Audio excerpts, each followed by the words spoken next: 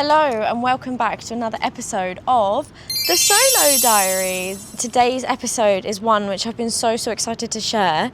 Also, it might get a little bit dark, but please bear with me. I wanted to share the views because the sun is setting, as you can see, with the mountains in the background, and it just looks absolutely beautiful. The moon is shining. I just feel so grateful right now that I'm even able to film this video. So yeah, welcome if you are new here, or welcome back to my channel. Before we get into this video, I'd be so grateful if you'd be able to like, comment and subscribe, because this really helps my channel a lot more than you think. Without further ado, they say, let's get into the video. So, the Solo Diaries, I think this is episode 8, I believe. The last episode I filmed was actually in Pa Pae Meditation Retreat. Now, this episode I'm filming is to basically talk about my time that I had in the meditation retreat and also Chiang Mai, because the week starting, I had woken up on my first full day at the meditation retreat. Let me break it down. What an incredible experience, okay, to start off. Like, I have to get up from my seat to talk about this, because this has genuinely been one of the biggest eye-opening experiences that I can even describe of my life. Now, I know someone might be thinking like, oh, this is so cliche for someone to say this, but genuinely, like, I just can't put it into words. I'm so grateful that I was even able to experience this. So I'm going to explain how like the daily routine sort of looked, if you're interested. So we would wake up, I'd wake up around like 4:45, 5 a.m, depending on how I felt, because we'd have our first meditation at 5:30, and you'd want to get just in before the meditation started, so around 10 minutes before. So it would take me like between 5 and 10 minutes to walk to the meditation building from where I was staying, because I stayed in like a little dorm. I'm going to insert videos anyway throughout this video so you guys can see in a bit more detail. But yeah, so we'd wake up nice and early and then do 1 hour of meditation and chanting with monks. Sometimes it would be guided, sometimes it wouldn't. I don't think the morning ones were guided actually. And then after that, we'd wait like 10 minutes and then do the morning rounds with the monks, the alms rounds, I believe, where they go and they receive offerings and give blessings from people in the village. Again, I will insert a clip of this. And this was a really beautiful, eye-opening experience to be able to watch, you know, the giving and the receiving. It was such a nice, blissful thing to experience, so I'm really grateful with that.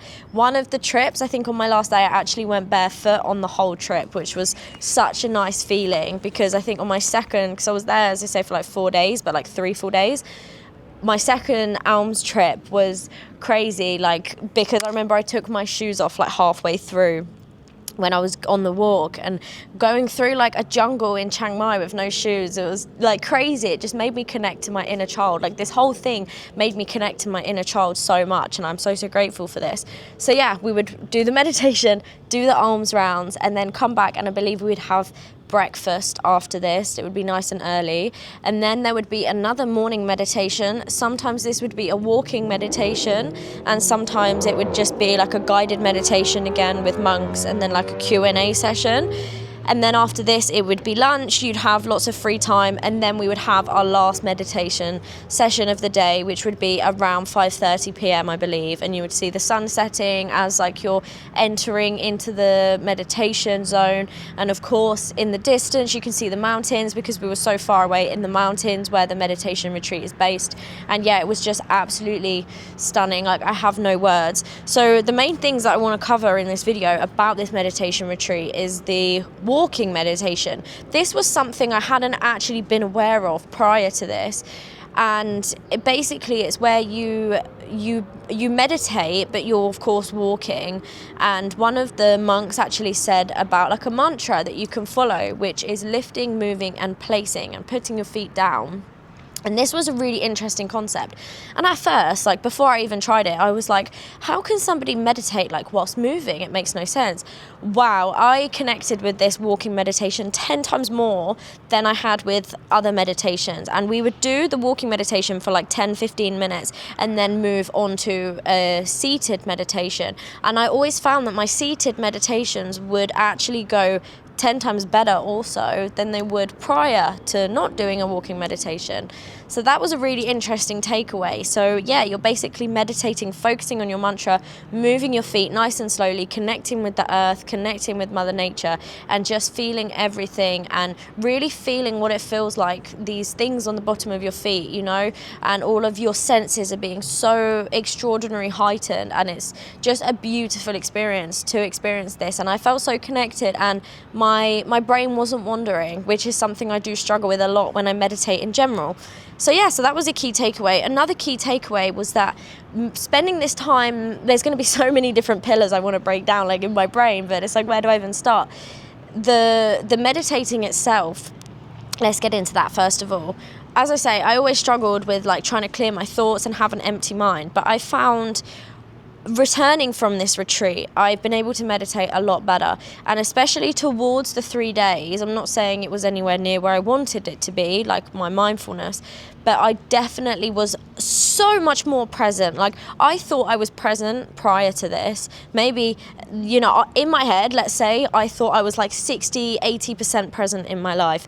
Turns out I was like 20% present. And then returning from this, I'm like, wow, you know, like I need to connect back with that and need to make sure that I don't lose that or let that fade away, because that feeling to me was just so priceless, and I'm so grateful for this.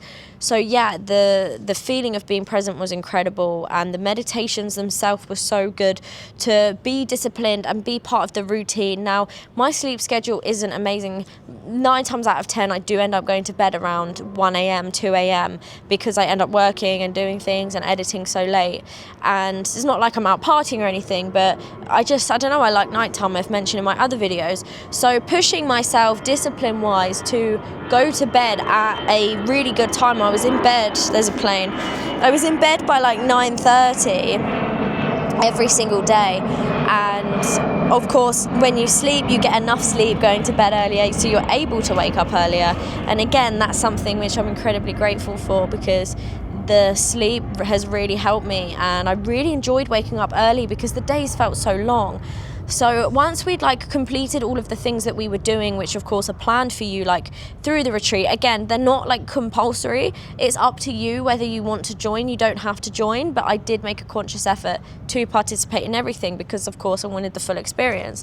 But when you have your free time, like I just found myself doing the same things, which was so beautiful. Like I was walking around barefoot, I took my notebook with me everywhere, and I was basically just journaling all of my thoughts and the things that I was thinking and the key takeaways in that moment, being present and making sure I made note of it, you know, because sometimes when our minds are so crowded and our minds can be so overwhelmed, I think we can find it difficult to reflect back on these thoughts that we have that mean so much to us. Like they mean so much to us in the moment, and then as time passes you think, oh, what did I think of the other day, what did I think of? So yeah, I find it really beneficial just writing these things down so that you can acknowledge them and you can reflect on them.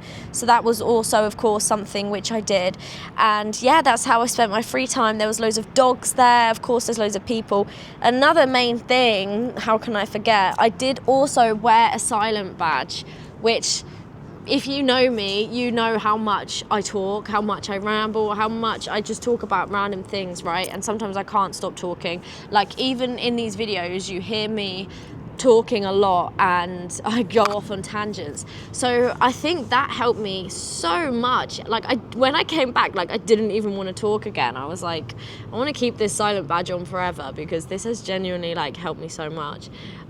So yeah, like being silent, and of course you wear a badge so like other people don't talk to you. But don't get me wrong, like I wasn't fully silent. I think next time that would be a really cool thing to try. I would love to be completely silent and see how I feel.